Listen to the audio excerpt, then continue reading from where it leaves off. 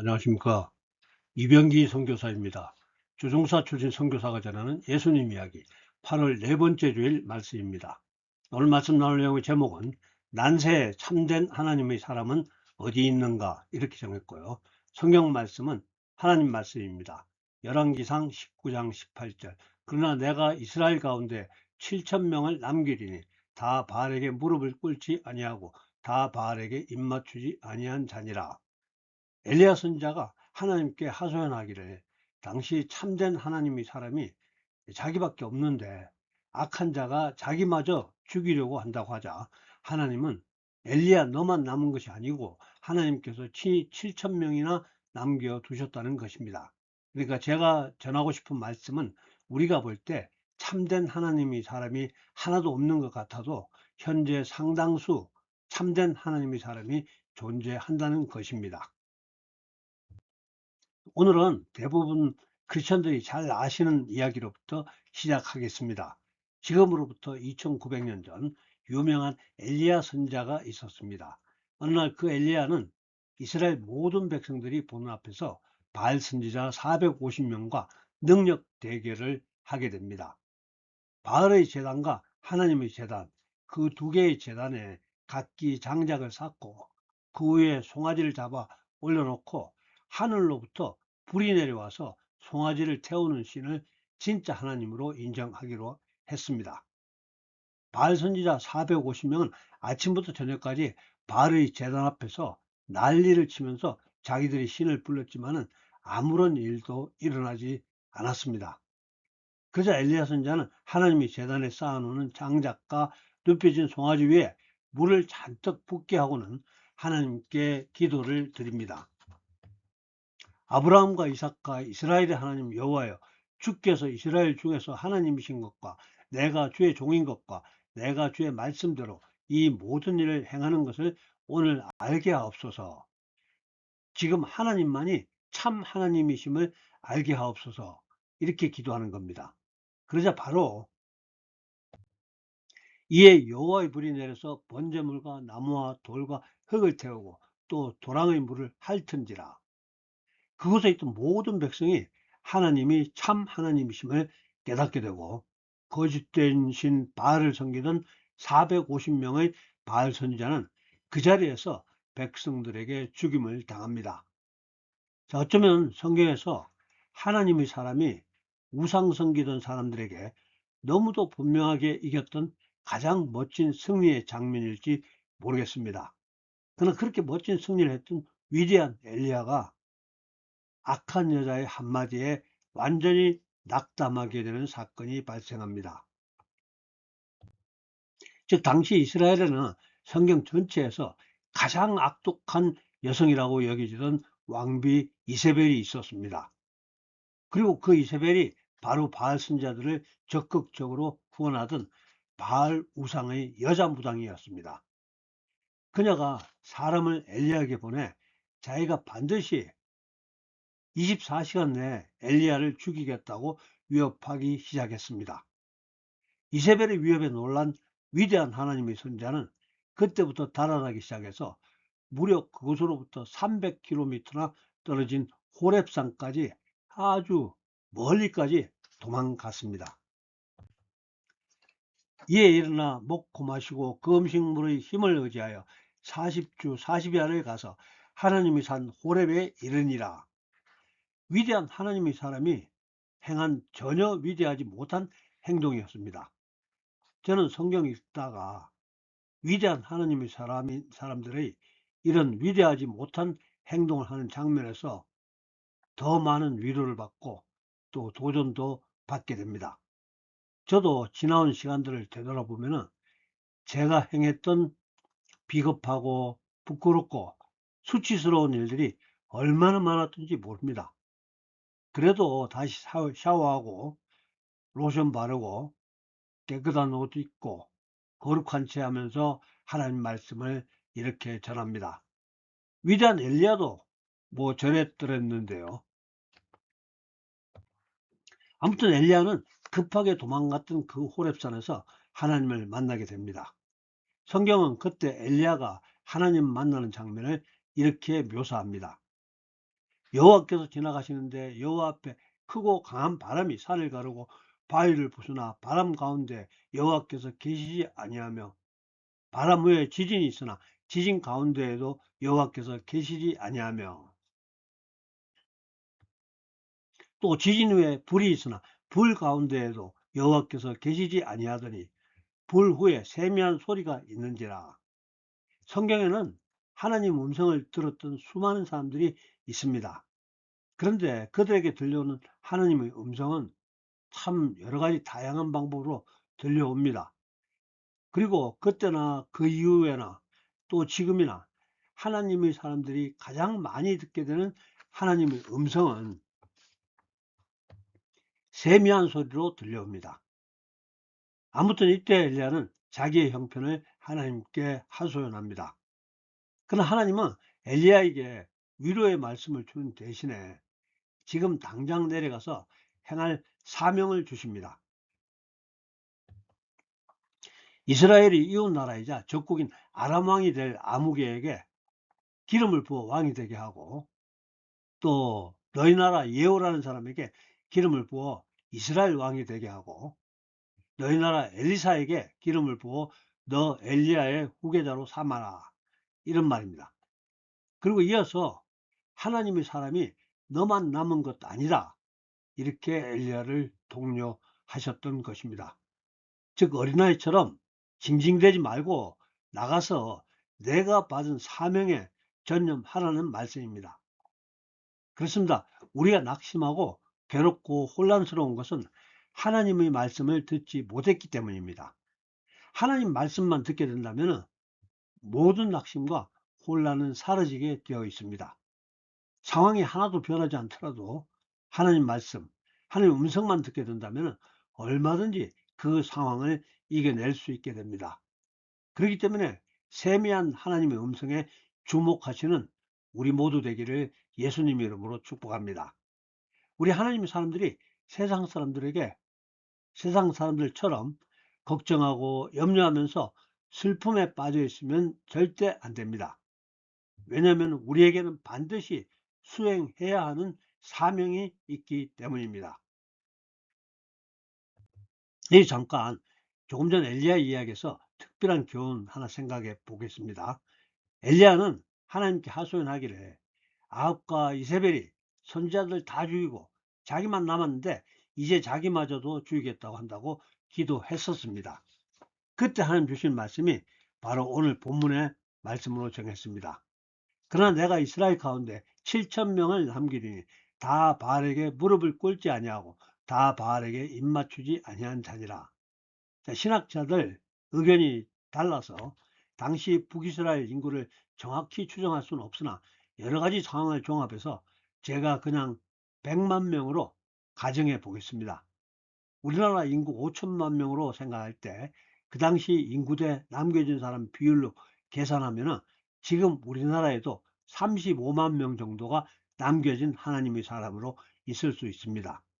즉 우리나라에도 지금 우상에게 무릎 꿇지 않은 참된 하나님의 사람이 최소한 35만 명 정도가 있다는 계산입니다.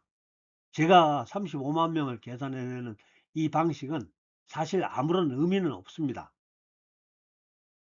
단지 지금 우리나라의 많은 사람들이 진짜 하나님의 사람은 어디 있는가 이렇게 찾고 있기 때문에 진짜 하나님의 사람을 하나님이 분명히 남겨두셨다는 것을 알려드리기 위해서 계산을 시도했었습니다.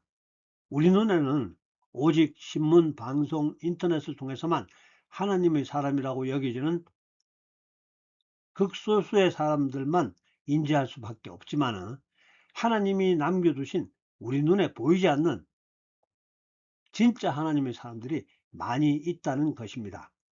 아무튼 엘리야가 호렙산에서 하나님이 주시는 특별한 사명을 받고 나서 이후 성경 내에서 엘리야의 이름은 잠시 동안 사라집니다. 이어지는 성경 이야기는 이스라엘과 아람의 전쟁이 발발하는데요. 그 전쟁 기간 동안에는 하나님이 엘리야를 대신해서 무명의 선자들을 보내 이스라엘을 도와주십니다. 한 선지자가 이스라엘의 아합 왕에게 나아가서 이르되 여호와의 말씀이 내가 이 큰 무리를 보느냐 내가 오늘 그들을 내 손에 넘기리니 너는 내가 여호와인 줄 알리라 하셨나이다. 아방은 무명 선지자에게 어떻게 하면 전쟁에서 승리하게 되는지 물어보고 그 무명의 선지자는 승리할 수 있는 작전 계획을 왕에게 알려주고 왕은 그 계획대로 따르고 순종해서 전쟁에서 승리합니다. 그러나 그 다음에 또다시 적국 아람이 이스라엘을 쳐들어왔고요. 마찬가지로 하나님은 같은 무명의 선자를 왕에게 보내서 왕을 격려하고 전쟁에서 승리하도록 도와줍니다. 그런데 아방은 전쟁에서 승리하면서 자기들을 침략한 아람 왕을 포로로 잡아들었는데요. 하나님께 물어보지 않고 적군의 대장 아람 왕을 포로에서 해방시켜 자기들 나라로 돌려보내줍니다. 아주 마음이 너그러운 대인배같이 행동했다는 것입니다. 하나님 말씀은 성경은 이렇게 악한 자에게 너그러움을 나타내는 것을 대단히 미련한 일로 보고 있습니다. 이 일로 인해서 하나님은 또 다른 무명의 선자를 한 명 아방에게 보내 그를 책망합니다. 그가 왕께 아뢰되 여호와의 말씀이 내가 멸하기로 작정한 사람을 내 손으로 놓았은즉 내 목숨은 그의 목숨을 대신하고 내 백성은 그의 백성을 대신하리라 하셨나이다. 이 예언은 수년 후에 그대로 이루어집니다. 마음이 너그러운 채 대인배처럼 행동했던 아방은 수년 후에 자기가 너그럽게 살려준 아람 왕 베나닥과의 전투에서 화살에 맞아 전사합니다. 이렇게 아람 왕처럼 공의의 하나님의 뜻을 무시하고 악인에게 너그러움을 나타내면 안 된다는 취지의 성경 말씀 몇 개 소개하겠습니다. 악인은 은총을 입을지라도 의를 배우지 아니하며 정직한 자의 땅에서 불의를 행하고 여호와의 위엄을 돌아보지 아니하는도다. 오늘 아방의 이야기에서 이웃나라이자 적국인 아람 왕이 이스라엘을 치러 왔고 하나님 은혜로 이스라엘이 승리하고 아람 왕을 포로로 잡아들였는데요.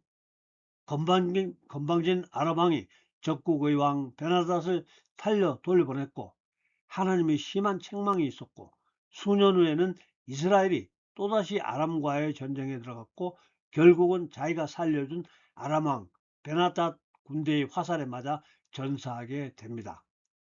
악인에게 은총을 베푸는 것은 미련한 짓입니다. 아니 예수님은 원수를 사랑하라고 하시지 않았습니까? 맞습니다. 예수님은 산상수훈이라는 가르침을 통해서 나는 너에게 이르노니 너희 원수를 사랑하며 너희를 박해하는 자를 위하여 기도하라. 이렇게 분명하게 말씀하셨습니다. 그런데 이 가르침은 우리 개개인의 원수를 사랑하라는 말씀입니다. 개인적인 원수입니다.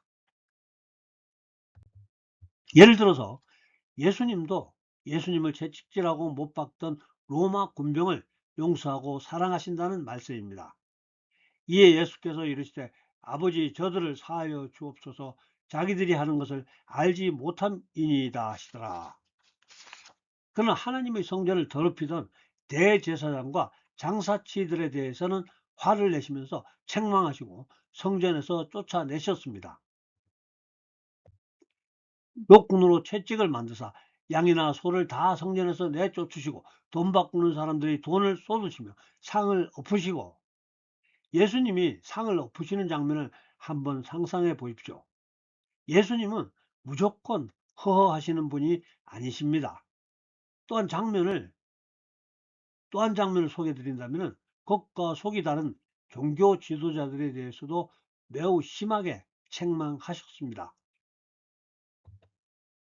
뱀들아 독사의 새끼들아 너희가 어떻게 지옥의 판결을 피하겠느냐. 예수님은 겉과 속이 다른 종교 지도자들에게 지옥에 가게 될 것이라고 저주하셨습니다. 즉 이렇게 생각하면 되겠습니다. 악인에게 자비를 베풀지 말라는 취지의 말씀에서의 그 악인은 개인적인 원수를 의미하는 자가 아니고요. 공적, 도덕적 영역에서의 악인으로 하나님을 대적하거나 공동체의 안정과 질서를 해치는 공공의 적을 의미한다고 볼 수 있습니다. 자, 구체적으로 우리에게는 가장 적당한 사람이 하나 있습니다. 북한의 최고 지도자 김정은에게 자비를 베푸는 것이 미련한 짓이라는 것입니다. 김정은을 사랑하는 자는 그냥 반역자입니다. 한 번은 남유다의 여호사밧 왕이 북이스라엘의 악한 왕 아합과 동맹을 맺고 군사적으로 협조한 일에 대해서 하나님의 사람 예후가 나서서 여호사밧을 책망합니다. 하나님의 아들 선견자 예후가 나가서 여호사밧 왕을 맞아 이르되 왕이 악한 자를 돕고 여호와를 미워하는 자들을 사랑하는 것이 옳으니까 그러므로 여호와께로부터 진노하심이 왕에게 임하리이다. 악한 자를 돕고 교회를 핍박하는 자를 사랑하는 것은 옳지 않다고 하나님이 사람이 외치고 있는 것입니다. 이것은 분명합니다. 즉 개인적인 원수, 원한에 대해서 우리는 용서하고 사랑하도록 노력해야겠지만 악의 세력이나 공동체의 안정과 공정을 파괴하는 불법적인 세력에게 자비를 베푸는 것은 불필요한 자비를 베푼 그 자신이 그 대가를 오히려 치러야 한다는 것입니다. 말씀을 정리하겠습니다. 오늘은 난세에 참된 하나님의 사람은 어디 있는가? 이런 제목으로 말씀을 나누었습니다.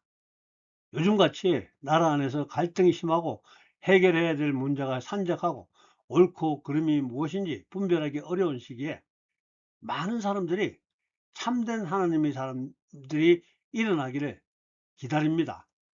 당연합니다. 그런데 오늘 우리가 나눈 성경 이야기에서 엘리야 선지자 한 명, 예후라는 이름의 선지자 한 명만 하나님의 사람으로 실명으로 등장했습니다. 어떤 무명의 선지자가 이스라엘이 적국 아람과의 전쟁에서 승리하도록 도움을 주고 사라졌습니다. 그 다음에 또다시 그 무명의 선지자가 아람과의 전쟁을 승리하도록 도움을 주고 사라졌습니다. 그리고 수년 후에